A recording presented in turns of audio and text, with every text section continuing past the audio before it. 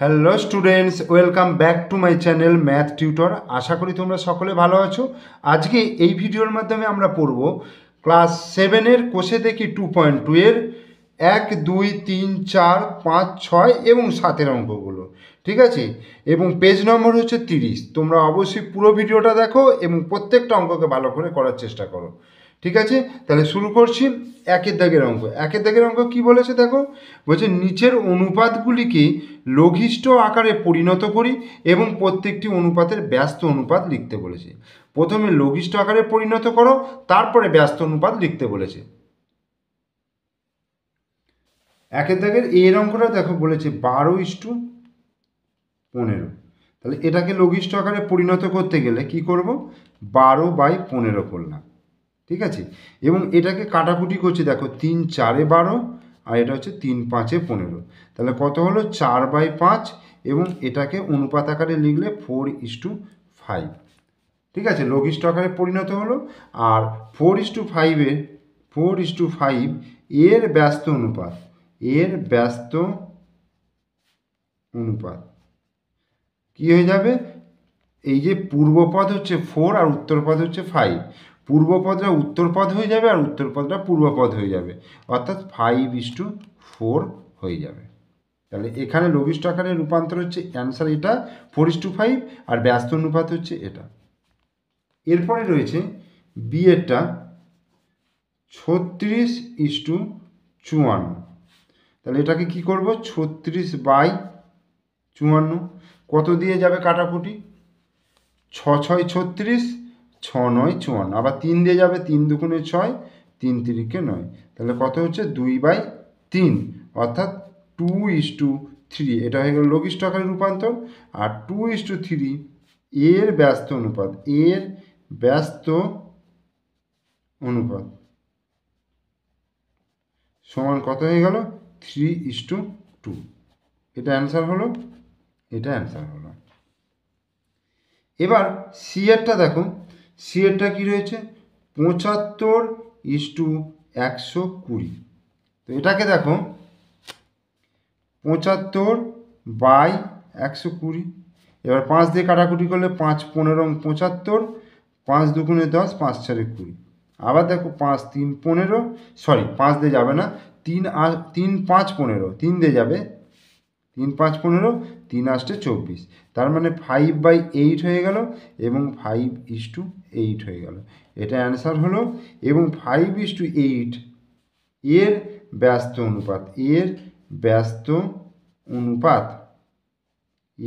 অনুপাত তাহলে কত হয়ে যাবে, 8:5। এটা অ্যান্সার। এরপরে ডি এরটা দেখো, ডি এরটা হচ্ছে 169:221। এটাকে লিখতে পারবো 169/221। এবার 13 দিয়ে যদি করি, 13কে 13 দিয়ে গুণ করলে 169, আর কত যাবে, 13 1 13, 7 91, 13 17। তাহলে অ্যান্সার কত এসে যাচ্ছে, 13/17, অর্থাৎ 13:17।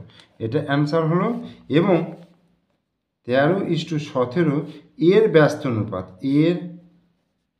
ব্যস্ত অনুপাত সমান হয়ে গেল 17:13। অ্যান্সার। এরপরে ই এর অঙ্কটা দেখো, 9xy:12xy। তাহলে 9xy/12xy, xy কেটে গেল, 3 তিরিকে 9, 3 4 12, তার মানে 3/4, অর্থাৎ 3:4। এটা অ্যান্সার হলো। আর 3:4 এর ব্যস্ত অনুপাত সমান হয়ে গেল 4:3। অ্যান্সার ই হয়ে গেল। এরপরে হচ্ছে এফ এর অঙ্কটা দেখো, এফ আছে 429:663। তাহলে 429/663, 3 দিয়ে কাটাকুটি করি, 3 14 42, 3 তিরিকে 9, আর এটা 3 দুগুণে 6, 3 দুগুণে 6 1, 13 দিয়ে কাটলে 13 1 13, 13 1 13, আর এটা হচ্ছে 17। তাহলে 17 হয়ে গেল, তার মানে 11:17, এটা অ্যান্সার। তাহলে 11:17 এর ব্যস্ত অনুপাত কত? 17:11, অ্যান্সার। জি এর অঙ্কটা 3b/12c, তাহলে 3b/12c, তাহলে 3 1 3, 3 4 12, তার মানে b/4c, দ্যাট ইজ b/4c, এটা অ্যান্সার হয়ে গেল। আর b/4c এর ব্যস্ত অনুপাত কত হয়ে যাবে? 4c/b, জাস্ট উল্টে দিলাম। এইচেরটা 25xyz/625xyz, তাহলে 25xyz/625xyz,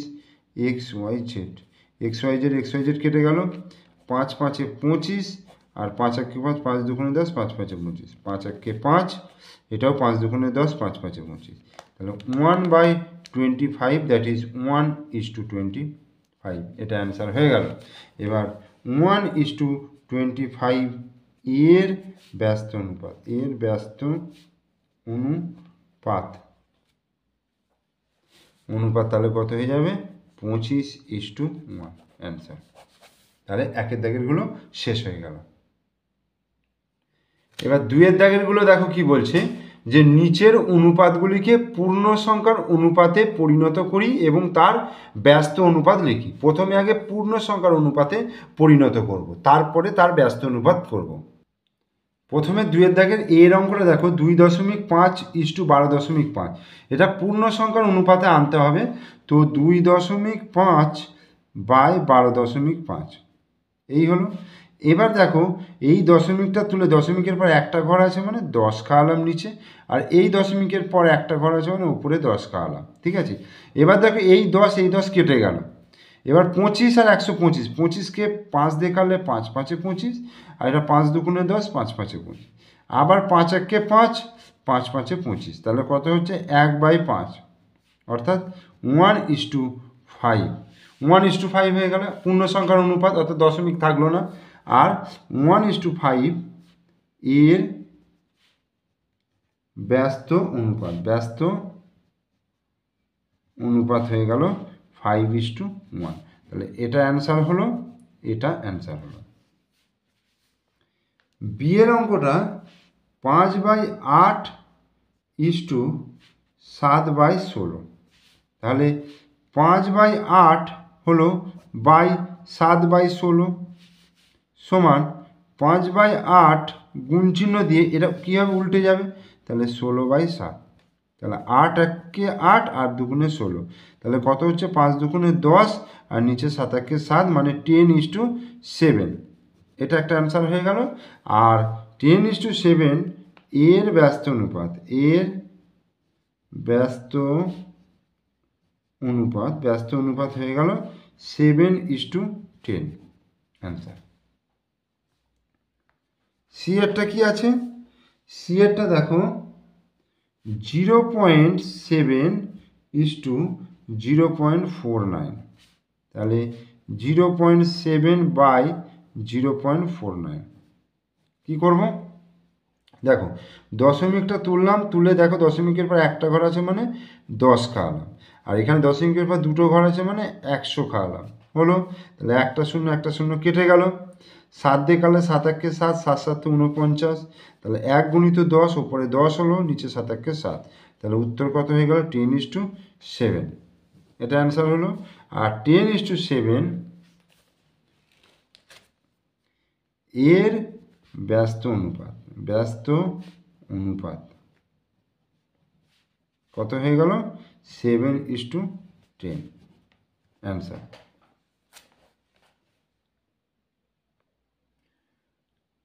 2/5:3/4, তাহলে 2/5/3/4 সমান 2/5 গুণিত 4/3। তাহলে কত হচ্ছে 4 দুগুণে 8 আর 5 তিনে 15, তার মানে কত হয়ে গেল 8:15 অ্যান্সার। এবার 8:15 এর ব্যস্ত অনুপাত কত হয়ে যাবে 15:8 অ্যান্সার। এরটা কি আছে 22:4.5/7, তার মানে 22:4 7 28 29 30 31 32 33, 33/7 সমান 22/33/7 সমান 22। তাহলে গুণিত কি হয়ে যাবে, এটা উল্টে যাবে 7/33 হলো। তাহলে 11 দুগুণে 22, 3 11 33, অর্থাৎ 7 দুগুণে 14/3 হয়ে গেল। তাহলে উত্তর কত হলো 14:3, এটা অ্যান্সার। আর 14:3 এর ব্যস্ত অনুপাত, এর ব্যস্ত অনুপাত হচ্ছে 3:14। এরপরে এফ এর অঙ্কটা, এফ এর হচ্ছে 7/15:3/20, তাহলে 7/15/3/20, তাহলে 7/15 গুণিত এটা উল্টে যাবে 20/3 হয়ে গেল। 5 দিয়ে কাটলে 5 4 20, 5 3 15, তার মানে 4 7 28/9, অর্থাৎ 28:9। তাহলে 28:9 এর ব্যস্ত অনুপাত, ব্যস্ত অনুপাত হচ্ছে 9:28 অ্যান্সার। এরপর জি এরটা কি আছে 1.2/5:7/10 সমান 5 1 5 আর দিয়ে 7, 7/5:7/10, তাহলে 7/5/7/10 হলো। তাহলে 7/5 এটাকে উল্টে দিলে কত হবে 10/7, কত হচ্ছে 5 1 5, 5 দুগুণে 10 আর 7 7 কেটে যাচ্ছে, 2/1 মানে 2:1, এটা অ্যান্সার হয়ে গেল। আর 2:1 এর ব্যস্ত অনুপাত, এর ব্যস্ত অনুপাত সমান 1:2 অ্যান্সার। জি এরপরে হলো এইচ। এইচেরটা কি আছে দেখো 4.4:5.61, তাহলে 4.4/5.61, তাহলে দশমিকটা তুললাম, দশমিকের পরে একটা সংখ্যা আছে মানে নিচে 10 খাওয়ালাম, এখানে দশমিকের পর দুটো আছে মানে ওপরে 100 খাওয়ালাম, ঠিক আছে। এবার দেখো একটা শূন্য কাটলো, আচ্ছা 11 দিয়ে কাটলে 4 11 44, আর এটা 5 11 55, আর 11 হচ্ছে 11 1 11 51 হলো। তাহলে 4 10 40/51 মানে 40:51 অ্যান্সার। আর 40:51 এর ব্যস্ত অনুপাত কত হয়ে গেল 51:40, এটা অ্যান্সার। তাহলে 2 দাগের অঙ্ক শেষ হয়ে গেল। 3 দাগেরগুলো কি বলেছে দেখো, বলছে নিচের অনুপাতগুলির মিশ্র অনুপাত নির্ণয় করতে বলেছে এবং মিশ্র অনুপাতটি গুরু অনুপাত না লঘু অনুপাত না সাম্যানুপাত তা লিখতে বলেছে। তাহলে মিশ্র অনুপাত বার করতে গেলে কি করতে হবে বলো তো, মিশ্র অনুপাত বার করতে গেলে যেটা করতে হয় সেটা হচ্ছে পূর্ব পদগুলোর গুণফল ইস্টু উত্তর পদগুলোর গুণফল। তাহলে এই অনুপাতগুলি কি লিখব, এই অনুপাতগুলির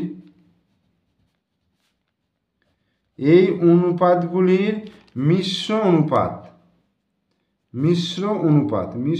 তাহলে কি হবে, মিশ্র অনুপাত বার করতে গেলে পূর্বপদ, দেখো এইটার পূর্বপদ এটা, এটার এটা, এটার এটা, তার মানে 8 গুণিত 3 গুণিত 26, ঠিক আছে, এটা গুণ করে দিলাম, ইস্টু এটার উত্তর পদ এই তিনটে, অর্থাৎ 6 × 6 × 13, ঠিক আছে। এইবার এইটা ইস্টু এইটা ওপর নিচে করে কাটাকুটিটা করে নিই, যদি কাটাকুটি হয়। এই 6 × 6 × 13, দেখো 13 দুগুণে 26, 2 3 6, 3 3 কেটে গেল, 2 4 8, 2 3 6, তাহলে কত হয়ে গেল 4:3, 4/3 মানে 4:3। তাহলে এইটা অ্যান্সার হয়ে গেল মিশ্র অনুপাত। এবার বলছি এই অনুপাতটি গুরু অনুপাত না লঘু অনুপাত না সাম্যানুপাত। পূর্বপদটা যদি বড় থাকে, মানে প্রথমটা যদি বড় থাকে, তাহলে সেটা হচ্ছে গুরু অনুপাত। তাহলে কি লিখবো, এটা গুরু অনুপাত। আর প্রথমটা যদি ছোট থাকে তাহলে সেটা হবে লঘু অনুপাত, আর দুটো যদি সমান থাকে তাহলে সেটা হচ্ছে সাম্যানুপাত। ঠিক আছে। এরপরে বিয়ের অঙ্কটা কি আছে, এই বিয়ের অঙ্কটা দেখো 7/5:3, 5/7 1, আর না 1/1/16 আছে, সরি, আর 3:16। আচ্ছা, এটা আমি যদি পূর্ণটাকে ভেঙে নিই, এই হলো 5/7 16, 1/16 17/16 হলো 3:16। এই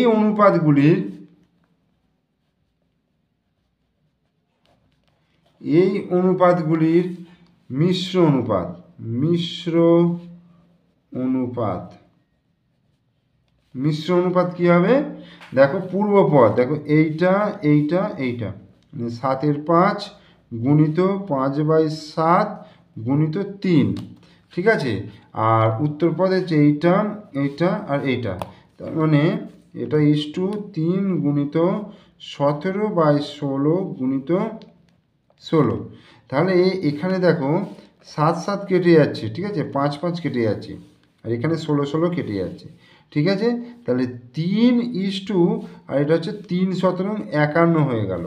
এবার 3/51 কাটাকুটি করলে 3 1 3, 3 17 51, অর্থাৎ 1/17 মানে 1:17। তাহলে এইটা দেখো প্রথমটা ছোট হচ্ছে, তার মানে কি হচ্ছে, এটা লঘু অনুপাত, লঘু অনুপাত। এই সি এর অঙ্কটা দেখো 8:5, 7:12 আর 22:13, এইটা। তাহলে এই অনুপাতগুলির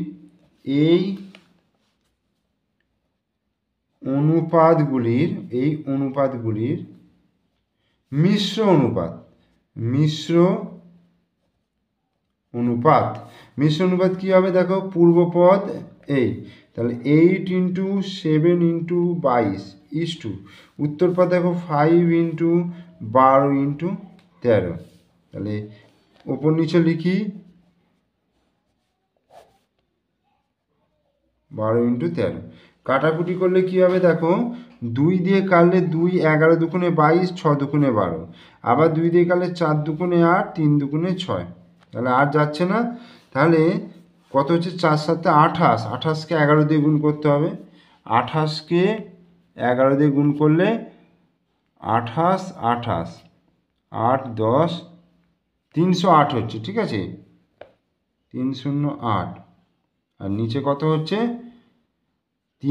5 5 3 15, 15 10কে 150, আর 3 15 45, মানে 195, অর্থাৎ 308:195। তাহলে কোনটা বড়, প্রথমটা বড়, তার মানে কি লিখবো, গুরু অনুপাত, গুরু অনুপাত।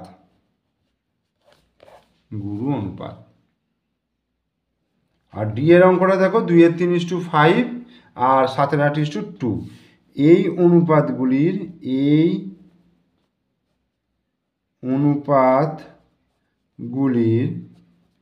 মিশ্র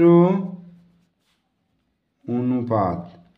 তাহলে মিশ্র অনুপাত কত হবে, দেখো 2/3 আর 7/8 আছে, 2/3 গুণিত 7/8 5 গুণিত 2, তাহলে 2 দিয়ে কাটলে 4 হচ্ছে, তাহলে 7 আর 3 4 12 5 দুগুণে 10, তাহলে 7/12 বাই 10, 10-এর নিচে কিছু নেই মানে 1 আছে, তাহলে 7/12 গুণিত 1/10, ঠিক আছে। তার মানে 7/12 = 120, অর্থাৎ 7:120। তাহলে এটা অ্যান্সার হয়ে গেল। এবং এটা কি হয়ে গেল? লঘু অনুপাত, যেহেতু প্রথমটা ছোট, তাহলে লঘু অনুপাত, ঠিক আছে। তাহলে 3-এর দাগের অঙ্ক শেষ হয়ে গেল। এবার আমি চলে আসবে 4-এর দাগের অঙ্কে। 4-এর অঙ্কটা বলছে রীতা 100টি অঙ্কের মধ্যে 60টি সঠিক করেছে, আর বিনয় ওই অঙ্কের 80টির মধ্যে 50টি সঠিক করেছে। তাহলে অনুপাতে প্রকাশ করে দেখি কে বেশি অঙ্ক ঠিক করেছে।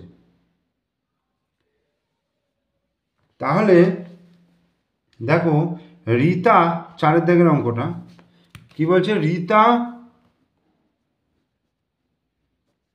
100টি অঙ্কের মধ্যে 100টি অঙ্কের মধ্যে 100টি অঙ্কের মধ্যে সঠিক করেছে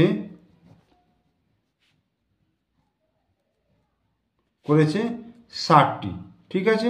তাহলে রীতা একটি অঙ্কের মধ্যে সঠিক করেছে কত? 60/100টি, ঠিক আছে। আর কি আছে? বিনয় 80টি অঙ্কের মধ্যে সঠিক করেছে 50টি, আর বিনয় একটি অঙ্কের মধ্যে সঠিক করেছে 50/80টি। এইবার রীতা ও বিনয়ের সঠিক অঙ্কের অনুপাত, সঠিক অঙ্কের সংখ্যার অনুপাত। তাহলে দেখো 60/100 = 50/80। এবার 60/100 হলো বাই 50/80 সমান 60/100 গুণিত 80/50।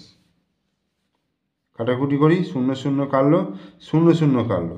এবার দেখো 2 2 3 6 আর হচ্ছে 2 5 10, তাহলে 3 8 24 হলো, 5 5 25 হলো। তাহলে সঠিক অঙ্ক 24:25। এবার দেখো রীতার হচ্ছে 24 আর বিনয়ের হচ্ছে 25, তাহলে কার বেশি হলো? বিনয়ের বেশি হয়ে গেল। তাহলে কি লিখব? অতএব বিনয় বেশি অঙ্ক ঠিক করেছে, বেশি অঙ্ক ঠিক করেছে, অ্যান্সার। 5-এর অঙ্কটা, এবছরে মাধ্যমিক পরীক্ষায় আমাদের বিদ্যালয়ে 150 জন পরীক্ষার্থীর মধ্যে 100 জন গ্রেড এ পেয়ে উত্তীর্ণ হয়েছে। পাশের বিদ্যালয়ে 100 জন পরীক্ষার্থীর মধ্যে 80 জন গ্রেড এ পেয়ে উত্তীর্ণ হয়েছে। তাহলে এবছর মাধ্যমিকে কোন বিদ্যালয়ে গ্রেড এ পেয়ে ভালো ফল করেছে তা অনুপাতে প্রকাশ করে বের করি। তাহলে কি লিখব? আমাদের বিদ্যালয়ে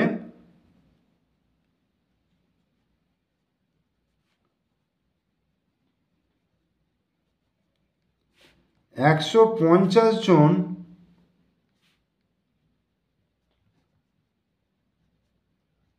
পরীক্ষার্থীর মধ্যে গ্রেড এ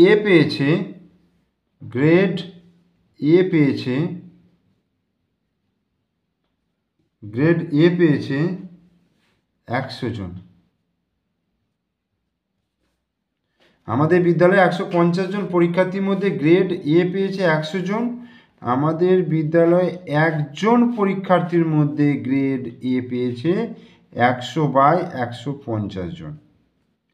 পাশের বিদ্যালয়ে 100 জন পরীক্ষার্থীর মধ্যে গ্রেড এ পেয়েছে 80 জন। পাশের বিদ্যালয়ে একজন পরীক্ষার্থীর মধ্যে গ্রেড এ পেয়েছে 80/100 জন। এইবার দুটো বিদ্যালয়, আমাদের বিদ্যালয় আমাদের বিদ্যালয় ও পাশের বিদ্যালয়ে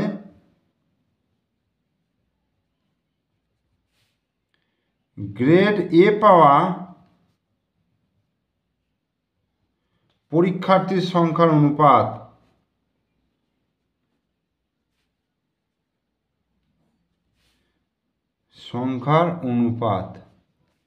কত? 100:150, এই 100/150 = 80/100। এখানে একটা শূন্য একটা শূন্য, এই শূন্য শূন্য কেটে দিলাম। 5 দুগুণে 10, 5 3 15, এখানে 2 4 8, 2 5 10, তার মানে 2/3:4/5, এটা হয়ে গেল। এবার 2/3/4/5 হচ্ছে, তাহলে 2/3 গুণিত 5/4, তাহলে 2 দুগুণে 4 মানে 5/6, অর্থাৎ 5:6। আমাদের বিদ্যালয়ে যদি 5 জন হয় তাহলে পাশের বিদ্যালয়ে হচ্ছে 6 জন। ঠিক আছে?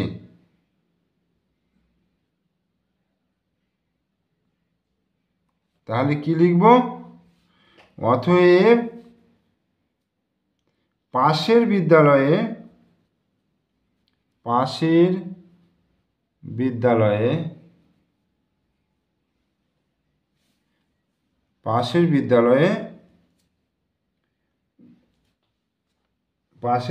মাধ্যমিকে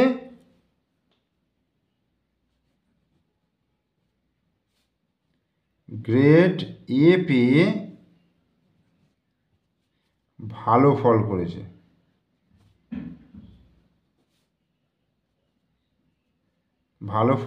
আনসার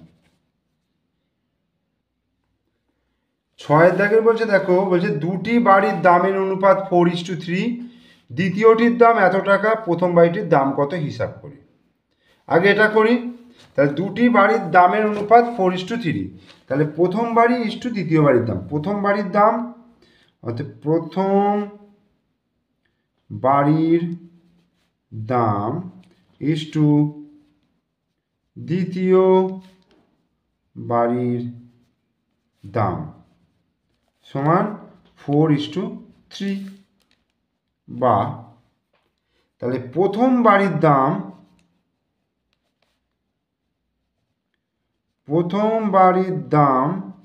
বাই দ্বিতীয়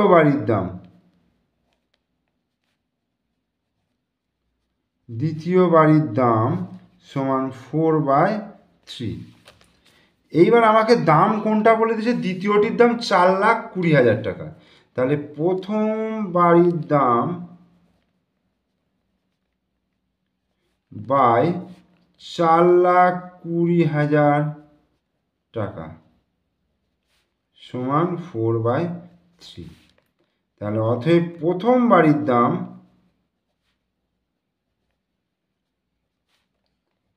কি হবে?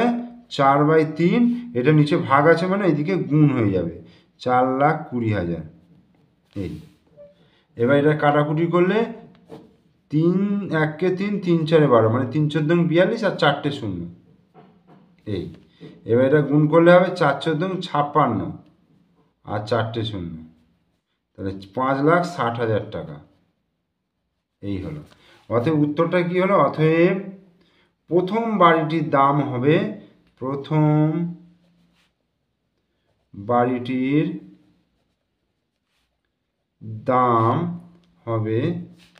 5,60,000 টাকা। এটা একটা অ্যান্সার হয়ে গেল। ঠিক আছে? এরপরে বলছে যে প্রথম বাড়িটির দাম যদি 70,000 টাকা বেশি হতো তবে তাদের দামের অনুপাত কত হতো। এবার প্রথম বাড়িটির দাম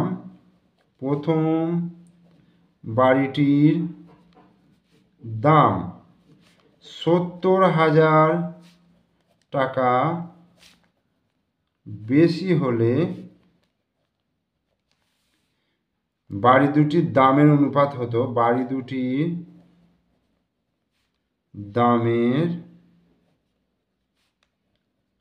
অনুপাত হবে কত?